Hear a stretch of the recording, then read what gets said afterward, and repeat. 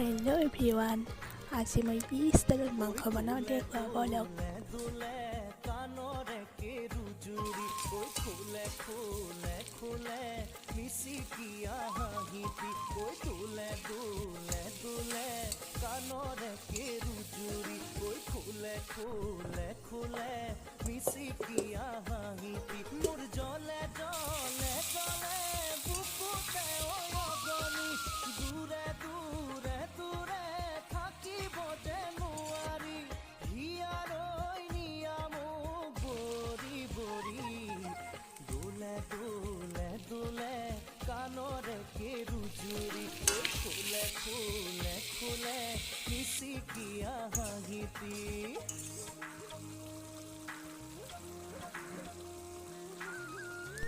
আজি এনেকৈ মই ফাৰ্ষ্ট টাইম বনাই খালোঁ, বহুত টেষ্টি হৈছিলে খাবলৈ।